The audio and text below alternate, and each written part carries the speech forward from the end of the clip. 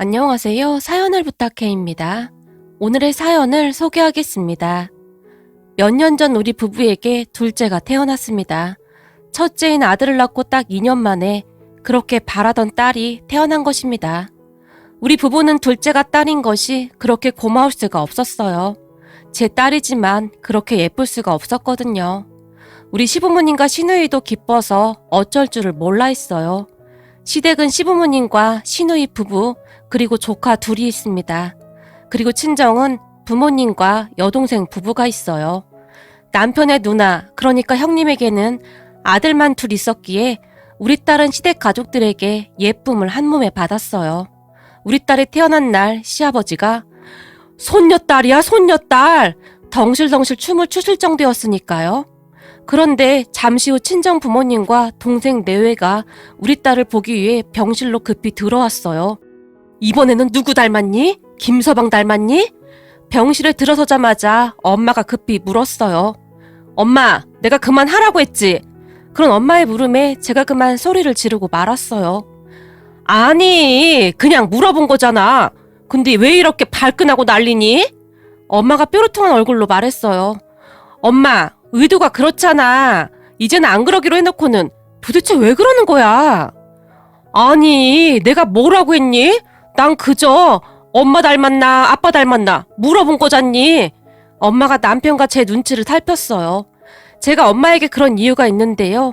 남편과 제가 결혼 전 우리 부모님께 첫 인사를 드리기 위해 친정에 갔는데 남편을 보자마자 엄마가 울상을 지었어요. 남편이 부모님께 인사를 드리고 집을 나서자마자 뭐야, 사진보다 더하잖아! 라며 울상을 지었어요. 그런 엄마의 말에 어허, 당신 지금 그게 무슨 소리야? 내가 보기엔 사람만 좋아 보이던데. 아빠가 엄마를 나무랐어요. 하지만 엄마는 아빠의 말을 들은 척도 하지 않고는 아니, 이건 해도 너무하잖아. 몰라, 나 이 결혼 절대 허락 못해. 라며 방으로 들어가 버렸어요. 그런데 옆에 있던 여동생도 사실 엄마 말이 틀린 말은 아니지. 사람이 살다 보면 얼굴도 굉장히 중요한데 특히나 이세를 위해서는 더욱더 그렇잖아. 중얼거리듯 말했어요. 난 얼굴 잘생기고 성격 안 좋은 사람보단 성격 좋은 이 사람이 훨씬 좋아. 그리고 이 사람 얼굴이 뭐가 어떻다는 거야? 얼마나 남자답게 생겼어. 제가 여동생을 노려봤어요. 그런 제 말이 끝나자마자 방에 있던 엄마가 문을 박차고 나와서는 그래, 부부로 살다 보면 얼굴 안 보고 살 수도 있어. 근데 이건 아무리 그래도 좀 그렇잖니? 그래도 명색이 맞사위인데 친척들한테 인사를 어떻게 시켜? 그리고 결혼식 날 내 친구들도 다 올 텐데 내 얼굴이 뭐가 되겠냔 말이야. 넌 어떻게 된 게 너만 생각하니? 네가 뭐가 부족해서 저런 남자랑 결혼을 하겠다는 거야? 엄마가 다시 울상을 지었어요. 엄마, 내가 몇 번이나 말했잖아. 남자 인물 아무 소용없다니까. 난 저 사람처럼 착하고 성실한 사람을 본 적이 없어. 그리고 배려심도 얼마나 많은 줄 알아? 라며 엄마를 나무랐어요. 다 필요 없어. 난 이 결혼 절대 허락 못하니까 그런 줄 알아. 엄마가 집안이 떠내려가라 소리를 질렀어요. 내가 이런 말은 안 하려고 했는데 사실 인물로 따지자면 엄마도 아빠에 비해 많이 부족하잖아. 아빠 키가 180에다 얼굴도 진짜 어디 하나 빠지는 곳이 없잖아? 근데 엄마를 봐봐. 엄마는 키도 키지만 엄마 그거 알아? 엄마 웃을 때 눈이 거의 안 보인다는 거. 엄마는 도대체 누굴 닮은 거야? 제가 말을 하고 있었는데 그 순간 화가 머리끝까지 난 엄마가 제게 쿠션을 날려버렸고 제가 옆으로 살짝 피해버렸어요. 딸이 돼서 엄마한테 그러니까 아주 좋냐? 좋아? 왜 관리실 가서 단추구멍이라고 그냥 방송을 하지? 엄마가 씩씩거리며 저를 노려봤어요. 그러니까 왜 착한 저 사람한테 뭐라고 하냐고. 내가 저 사람 인성이 문제라고 하면 엄마 말 듣겠는데 아까 엄마도 봤잖아. 세상에 저런 사람 없다니까? 나도 웬만하면 안 그래 이거사. 근데 진짜 앵간해야지. 거기다 피부는 또 그게 뭐냐고. 엄마가 소리쳤어요. 엄마, 저 사람 입, 코 따로 자세히 보면 괜찮은 사람이라니까. 됐어 이거사. 첫인상에서 이미 충격받았는데 그게 무슨 소용이야. 엄마는 계속 울상이었어요. 그런 엄마를 아빠는 참 못마땅해 했는데 아빠는 우리 남편을 상당히 마음에 들어 했거든요. 그렇게 얼마 우리는 상견례를 했는데 상견례장에 들어선 엄마의 표정에는 놀라움이 가득했어요. 남편의 누나, 그러니까 형님의 얼굴을 보며 아니 누나랑 동생이 달라도 너무 다르네요. 누나는 누굴 닮은 건가요? 엄마가 물었고 당신 이게 무슨 짓이야? 라며 옆에 있던 아빠가 엄마를 노려봤어요. 그럼 부모님을 보며 시어머니가 아닙니다. 괜찮습니다. 그동안 워낙 그런 얘기 많이 들어서 우린 괜찮습니다. 우리 딸은 외가 쪽을 닮았고 우리 아들은 친가 쪽을 닮았습니다. 얼굴에 웃음을 띤 채 말했어요. 우리 사이도 외가 쪽을 닮지 하필이면 친가 쪽을 닮아서는 엄마가 혼자 중얼거리듯 말을 했는데 아빠가 엄마를 노려보고 있었기에 엄마가 곧 말을 멈췄어요. 그렇게 어색한 분위기 속에서 어찌어찌 상견례가 끝나긴 했는데 엄마의 무례한 행동에 음식이 코로 들어가는지 입으로 들어가는지 모를 정도였어요. 그런 엄마를 아무렇지도 않게 생각해준 시부모님과 형님에게 그저 감사할 뿐이었어요. 잠시 후 상견례를 끝나고 집으로 돌아왔는데 집에 들어서자마자 아무리 봐도 그 누나라는 사람은 성형수술한 것 같아. 같은 엄마 뱃속에서 나왔는데 누나랑 동생이 어떻게 그렇게 다를 수가 있어? 얼굴 형부터 다 다르잖아. 동생이 확실하다는 듯이 말했어요. 아니거든. 형님 얼굴에 손 하나 안 댔거든. 그냥 딱 봐도 자연미인이구만. 뭔 말도 안 되는 소리야. 제가 동생에게 버럭했지만 우리 둘째 말이 맞는 것 같구나. 아무리 그래도 얼굴이 그렇게 다를 순 없지. 엄마도 옆에서 맞장구를 쳤어요. 아니거든. 형님 애들하고 형님하고 똑같이 생겼거든. 제가 엄마 동생을 노려봤어요. 오늘 애들은 안 데리고 왔으니 내 눈으로 못 봤지만 난 분명히 성형했다의 한 표야. 동생은 계속해서 성형 이야기를 할 뿐이었고 그런 동생의 말에 엄마도 의심하는 듯 했어요. 하지만 둘의 행동에 저는 심한 불쾌감을 느꼈는데요. 사람이 인성이 중요한 거지 그까짓 얼굴이 뭐가 그리도 중요하단 말입니까? 제가 보기엔 우리 엄마와 동생은 친척들과 지인들에게 소개하기 창피하다는 그 생각만 하는 듯 했어요. 그렇게 우리는 엄마와 동생의 축하를 받지 못한 채 결혼식을 했는데요. 그런데 결혼식장에서조차 엄마와 동생은 시종일관 인상만 쓰고 있었는데요. 친척 중 누군가가 사이가 아주 듬직하네요 라고 칭찬을 하기라도 하면 아무런 대꾸도 하지 않은 채 그저 긴 한숨만 내쉬었어요. 그런 엄마를 보며 남편에게 얼마나 미안하던지 눈물이 나올 지경이었어요. 하지만 남편은 그런 제 마음을 아는지 그저 해맑게 웃어줄 뿐이었어요. 거기다 시댁 가족들도 우리 엄마를 별로 상관하지 않는 듯 했고요. 그렇게 시간이 흘러 동생이 결혼할 사람이라며 남자친구를 집으로 데리고 왔는데 동생의 남자친구를 보던 엄마가 아이고 인물이 아주 훤한 게 딱 내 스타일이네 내 스타일이야 라며 싱글벙글했어요. 동생의 남자친구 그러니까 제부는 누가 보더라도 정말 잘생긴 얼굴이었는데 아빠는 그런 제부를 왠지 모르게 못마땅해 했어요. 식사를 하면서도 엄마가 아니 피부가 어쩜 이렇게 좋은 건가? 아주 반질반질한 게 파리가 앉았다가 미끄러지게 생겼네. 모름지기 남자나 여자나 피부가 좋아야 하는 거야. 그리고 피부도 부지런한 사람들이나 관리하는 거지. 게으른 사람들은 피부 관리 이런 거 엄두도 못 낸다니까. 라며 엄마가 우리 남편을 곁눈질로 살짝 바라봤어요. 그런데 그 순간 아빠가 남자는 뭐니 해도 남자다운 게 제일 좋은 거지. 우리 마사이처럼 듬직한 게 좋은 거야. 라고 말을 하고는 제부를 보더니 근데 자네 혹시 얼굴에 여자들이 바르는 그런 화장품 바른 건가? 아까부터 아무리 봐도 그런 것 같던데. 입술도 그런 것 같고. 아빠가 물었어요. 네 맞습니다. 요즘은 다들 조금씩 합니다. 그것도 다 자기 관리거든요. 그래야 경쟁에서도 살아남을 수 있거든요. 사실 회사에서도 얼굴 잘생긴 사람들을 더 선호하고요. 제부가 아주 자랑스럽게 말했지만 아빠는 못마땅한 표정이었어요. 그리고 저도 그런 제부가 썩 마음에 들진 않았는데 어딘지 모르게 음침한 기분이 느껴지기도 했거든요.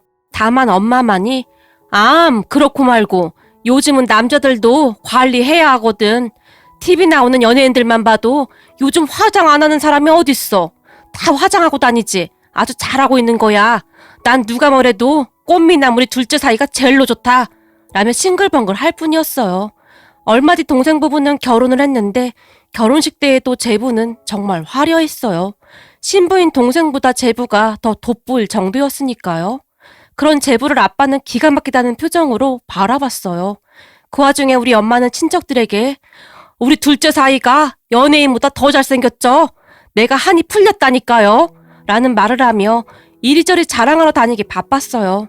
엄마는 제부가 정말 마음에 드는 듯 제부만 보면 항상 싱글벙글이었어요.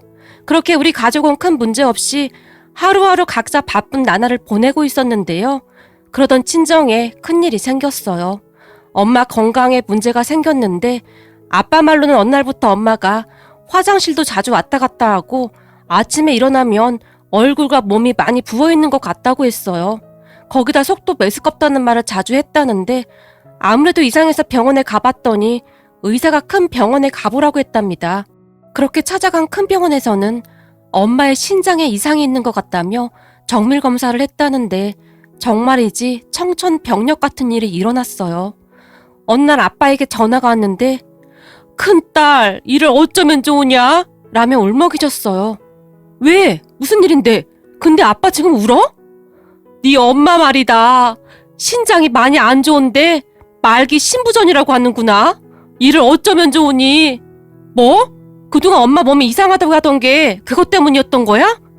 그렇다는구나. 일을 어쩌면 좋니? 아빠는 금방이라도 울 것 같은 목소리였어요. 그 뒤 가족 모두가 친정에 모였고 아빠가 조용히 입을 열었어요.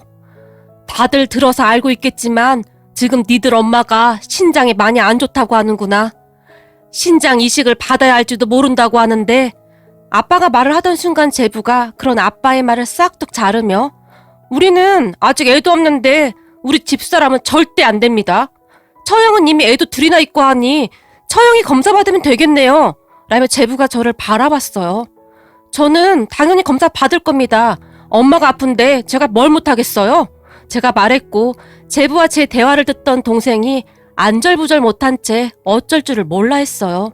그런데 그 순간 우리 남편이 장인어른, 제가 알기로는 요즘에는 의료기술이 좋아져서 이런 큰 수술할 때도 혈액형이 같아야 한다거나 그런 건 필요 없는 것으로 알고 있습니다. 그러니까 제 말은 저도 가능하다는 말이죠. 장인어른도 잘 알다시피 우리 집사람은 평소 잔병치레가 많은 사람입니다. 그래서 말인데 그 이식 제가 하겠습니다. 장인어른도 알다시피 제가 건강 하나는 타고나지 않았습니까? 군대도 해병대 나왔고 말입니다. 그러니 제가 하겠습니다. 라며 큰 소리로 말했어요. 그 말에 제가 안 돼! 당신이 그걸 왜 해? 내가 딸인데 내가 하는 게 맞는 거지! 라며 남편에게 소리쳤어요. 그 순간 우리 아빠가 남편을 바라보며 자네 정말 그래줄 수 있겠는가? 라고 물었어요. 아빠, 그게 무슨 소리야? 이 사람이 그걸 왜 해줘야 하는 거냐고. 됐어, 내가 할 거야. 라며 제가 흥분한 채 다시 소리쳤어요. 하지만 아빠는 그런 제 말은 들은 척도 하지 않고는 우리 둘째 사이는 절대 이식 같은 거 못 해주겠다는 말이고. 아빠가 제부를 다시 보며 물었어요. 저요? 저는 절대 못하죠. 저도 평소에 건강이 안 좋아서 맨날 비실비실 되는걸요. 그리고 엄연히 친자식이 있는데 사이가 해주는 것도 참 이상한 거 아니겠습니까? 처형이 이식해주신다고 하니까 그렇게 결론 지으면 되겠네요. 제부가 아무렇지도 않게 아니죠. 아주 당당하게 말했어요. 그런데 말일세 우리 마사이 말대로 우리 큰딸이 평소 건강이 안 좋아서 걱정이니 우리 마사이에게 부탁해도 되겠나? 라며 아빠가 우리 남편에게 물었어요.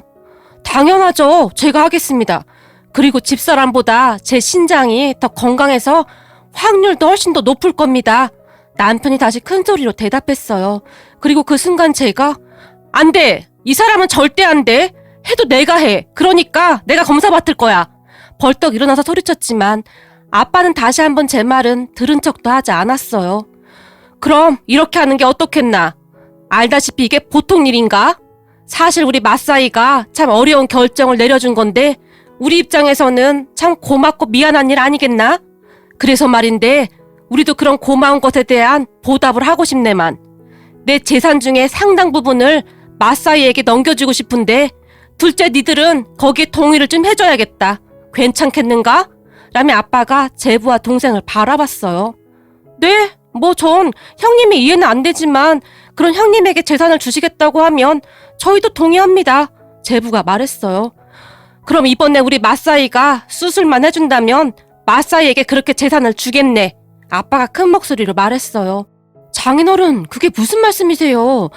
저는 장인 장모님 재산에 관심 하나도 없습니다. 그러니까 안 그러셔도 됩니다. 남편이 당황한 채 말했어요. 아닐세.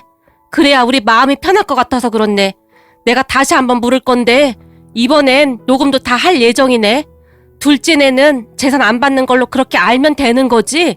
아빠가 다시 물었고. 네, 저희는 장인 장모님 재산 안 받겠습니다. 그 얼마 되지도 않는 재산 받아서 뭐 하겠습니까? 그리고 이게 어디 보통 수술입니까? 우린 건강이 더 중요합니다. 라며 제부가 말했는데 그런 제부의 말을 듣던 아빠의 표정은 뭐라 설명할 수도 없는 그런 복잡한 표정이었어요. 그렇게 집으로 돌아온 제가 남편에게 당신이 이식을 왜 한다고 난리야. 내가 하면 된다니까? 당신 임신하고 우리 아들이랑 딸 낳을 때도 얼마나 힘들어했어. 그런데 그런 당신이 무슨 이식을 해. 난 진짜 건강하니까 내가 해도 돼. 당신 나 몰라? 귀신 잡는 해병대인 거?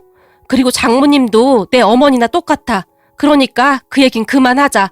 라고 말했는데 평소에는 자상하기만 하던 남편이 정말 냉정한 목소리로 딱 잘라서 말했어요.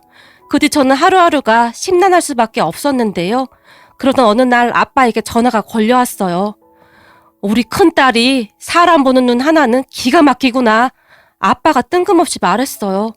조금 전에 바깥 사돈한테 전화가 왔는데 이런 말을 하더구나. 사돈, 어제 우리 아들이 찾아와서 안사돈한테 신장 이식을 해주겠다고 하더라고요. 물론 부모 마음 다 같다고 우리 부부도 걱정이 되긴 하지만 우선 안사돈부터 살리고 봐야 하지 않겠습니까? 우리 아들한테 잘했다고 했습니다.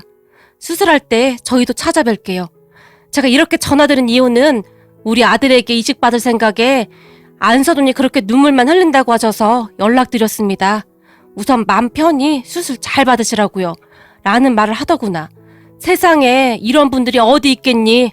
그래서 말인데 니들 오늘 저녁 집으로 넘어오거라. 라는 말을 했어요. 그런 아빠의 말에 친정에 갔는데 동생 부부도 와 있었어요. 우리 모두를 앉혀놓고 아빠가 말씀하시기를 이 상가 우리 마사이한테 넘길 생각이다.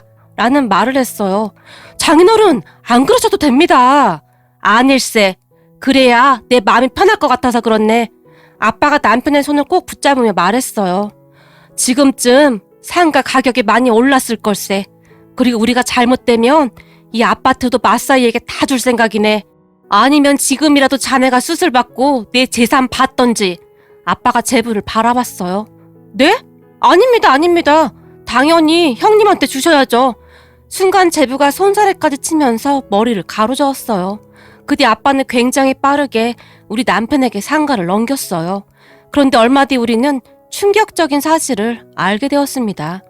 사실 엄마에게 신장을 이식해줄 사람이 이미 정해져 있었다는데 그게 바로 우리 아빠였어요.